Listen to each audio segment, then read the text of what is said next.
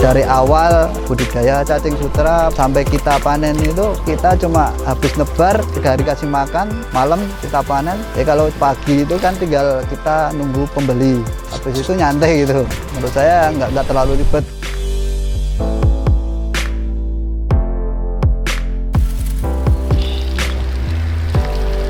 Assalamualaikum warahmatullahi wabarakatuh. Perkenalkan, nama saya Ari Wibowo, alamat Sorobayan, Gading Sari, Sanden, Bantul. Saya pembudidaya cacing sutra. Yang pertama saya itu pembenihan ikan lele. Pembenihan ikan lele itu kalau larva saya menggunakan cacing sutra. Itu saya terhambat karena mungkin musim hujan gitu kan.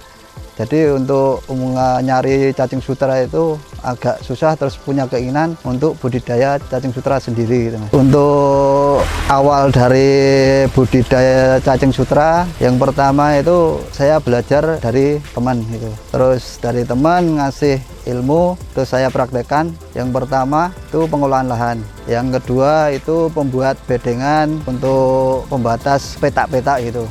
Kemudian saya tebari cacing sutra per kotak kurang lebih 5 liter itu. Terus menunggu kira-kira 3 bulan baru bisa dipanen. Saya budidaya cacing sutra itu alhamdulillah dari awal sampai bisa panen alhamdulillah berjalan lancar, dan sampai sekarang ini bisa panen untuk setiap hari gitu. Kalau di daerah saya itu belum ada yang untuk budidaya cacing sutra gitu. Jadi baru saya daerah sini itu. Kalau memang ada itu dari kelompok saya gitu. Jadi saya ngembangkan itu ngajak punya teman-teman untuk kemitraan biar pemesan atau saya untuk sendiri bisa kecukupan gitu. Budidaya cacing sutra itu saya menggunakan pakan pelet. Saya biasanya kalau ngasih makan cacing sutra itu 3 hari sekali. Saya menggunakan pelet karena saya itu berpikiran untuk lingkungan juga kan. Karena kalau untuk pakan-pakan yang lain mungkin itu mengganggu lingkungan apa gimana, saya kan belum tahu gitu. Tapi kalau menggunakan pelet mudah-mudahan ya untuk lingkungan terjaga gitu.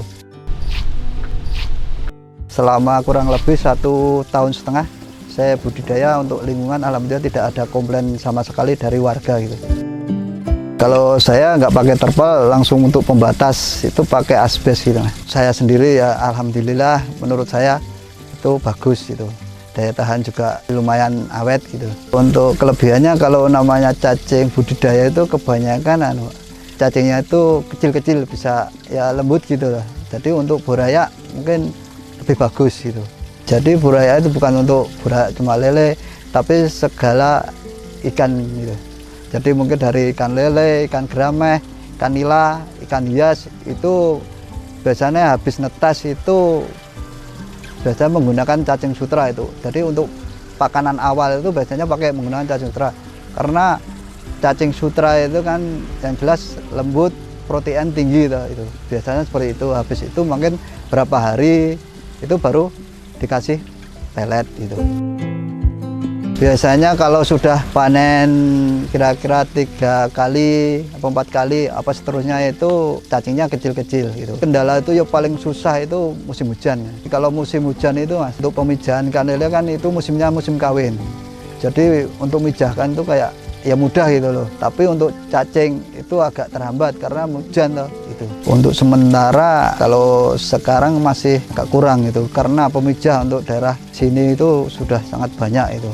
Jadi kadang untuk saya dan kelompok saya dan kemitraan saya itu masih kurang untuk mencukupi kebutuhan dari pemijah-pemijah yang teman-teman saya itu.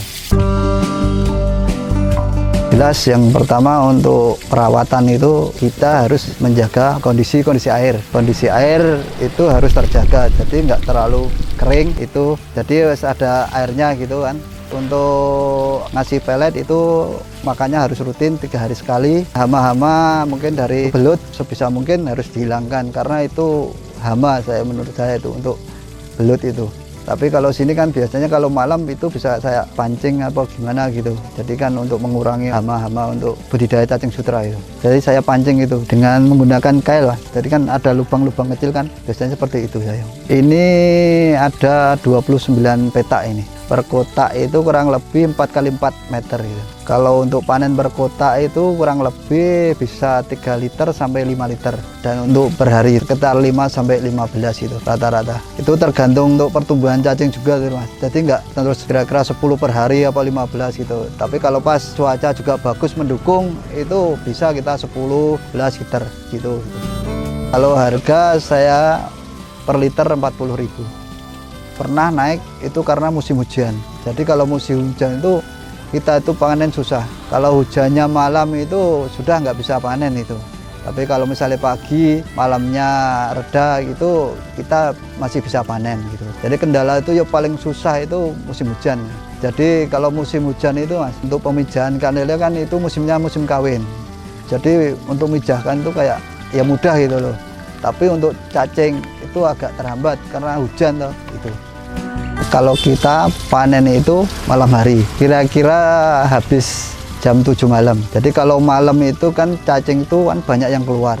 Kita panen itu rata-rata 3 jam sampai 4 jam. Setelah panen pakai ayaan gitu, terus ditaruh di ember sama tanahnya itu. Kita biarin kurang lebih 2 jam sampai 3 jam, nanti itu cacingnya sudah misah di atas sendiri.